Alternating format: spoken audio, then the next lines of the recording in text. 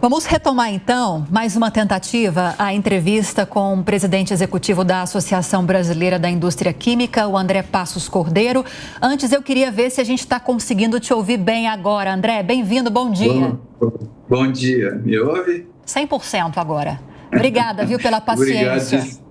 Não, eu que peço desculpa pelos problemas de conexão. Está chovendo bastante aqui em Brasília agora e aí afeta, né? Aqui Mas também, agradeço André. Novamente o convite. Nós que agradecemos a Para presença. falar sobre o tema. Vamos lá, então. Só retomando o tema para a nossa audiência, a gente vai falar agora sobre o programa lançado ontem pelo governo federal, que estima investimentos de cerca de 300 bilhões de reais para a indústria nacional brasileira até 2026. Qual o potencial de esse programa, André, realmente promover esse processo de reindustrialização que espera o governo federal? Bom dia novamente. Para a gente entender esse tema e a importância dele, o impacto, o potencial, eu queria utilizar uma frase utilizada também pelo vice-presidente da CNI na reunião de ontem com o presidente Lula e o vice-presidente Alckmin no Palácio do Planalto, Leonardo de Castro. Ele mencionou que nos últimos 40 anos o Brasil foi o país que mais perdeu no Concerto das Nações. O Brasil perdeu severamente a sua participação no PIB mundial nos últimos 40 anos. O mesmo país que de 1940, por volta de 1940 até 1980, tinha uma participação da sua indústria de ao redor de 3% do PIB mundial, caiu nos últimos 40 anos para uma participação de 1,3% no PIB mundial. Então, a gente perdeu muita participação na economia mundial e isso repercute no bem-estar da população, né? Eu acho que essa frase ela deve ser uma referência para a gente entender a importância de retomar uma política industrial. Por quê? Não há nações que se desenvolvam economicamente, que ocupem os primeiros lugares na distribuição da riqueza do mundo sem uma indústria forte.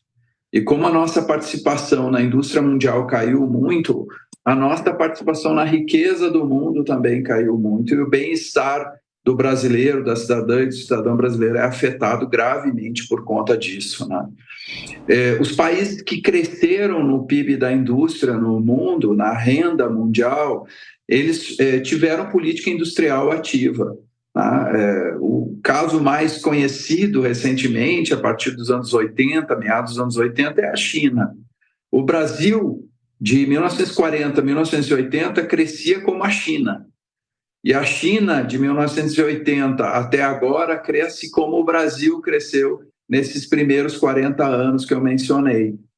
Mas a gente pode citar também o caso dos tigres asiáticos, né? Um caso talvez o mais conhecido também dos tigres asiáticos seja o da Coreia do Sul. O que é comum a esses países que cresceram muito nesses 40 anos em que o Brasil recuou? Política industrial. Todos eles tiveram política industrial ativa, agressiva e uma parceria entre o Estado e o investidor privado muito forte. Pode parecer estranho para o caso chinês, que normalmente a gente entende como uma economia fortemente estatizada, mas a gente precisa lembrar que grandes conglomerados, grandes indústrias, grandes empresas internacionais, não só indústrias, mas também prestadoras de serviços para a indústria, foram para a China. Tá? Nós temos lá empresas pesadíssimas, grandes marcas mundiais privadas, em parceria com o Estado chinês, através de uma política industrial que articula os interesses públicos e os interesses privados. A Coreia do Sul ainda mais, né? Grandes empresas coreanas aí que a gente conhece, que em articulação com a política industrial, com a participação ativa do Estado, a parceria com o Estado, cresceram e dominaram o mundo, né? O mundo industrial. Então, eu acho que esse é o primeiro registro para a gente entender o potencial. É preciso, a retomada de uma política industrial é a retomada da esperança que a indústria brasileira volte a crescer como cresceu de 1940 a 1980. Mas em novas bases, né? Numa base mais sustentável, numa base mais verde. Então, essa é a nossa esperança, como líderes de setores empresariais, né? É a experiência que foi externada ontem pelo nosso representante na reunião, que foi o vice-presidente da CNI, e é a esperança que a gente tem externado publicamente desde que o plano foi divulgado.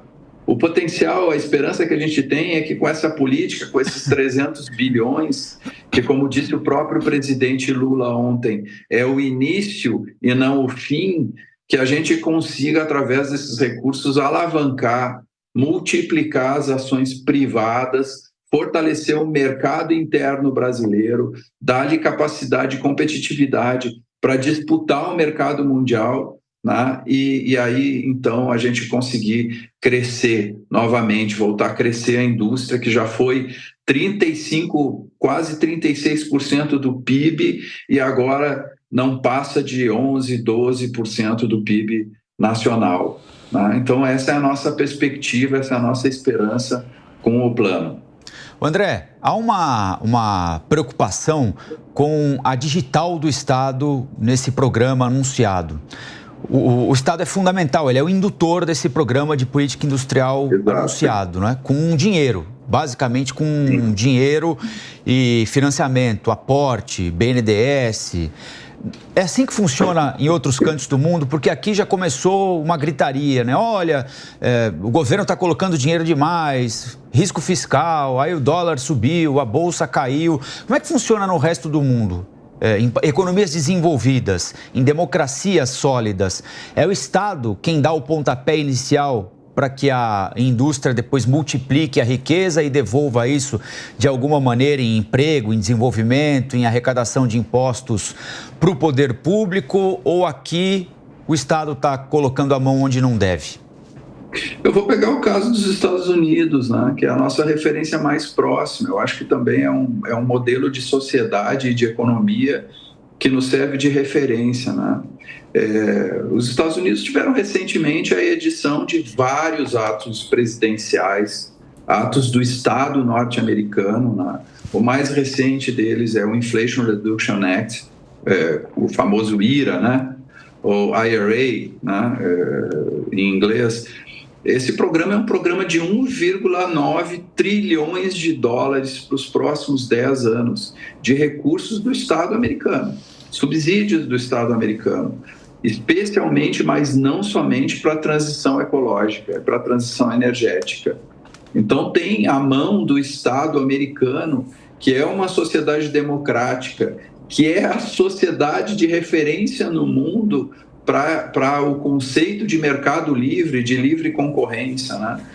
O problema não é... Eu acho que a gente, alguns anos atrás, 2021, eu inclusive escrevi um artigo que saiu num outro órgão de imprensa, referenciando que as discussões sobre o Estado, mais mercado, menos mercado, não são a discussão central no mundo, nem nas democracias avançadas. A discussão é como fazer corretamente a articulação entre Estado e mercado, entre os recursos do Estado, os recursos da iniciativa privada, para alavancar o crescimento econômico. Então, tentando responder a tua pergunta, eu não vejo problema, nós não vemos problema na participação do Estado como um indutor do desenvolvimento econômico.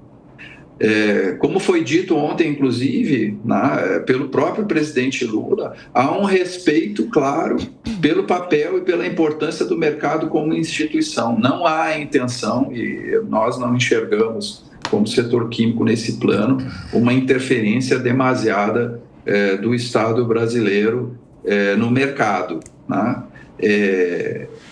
Há também o compromisso do governo brasileiro, né, foi vocalizado inclusive pelo presidente do BNDES, Aloysio Mercadante, de não escolher parceiros, né?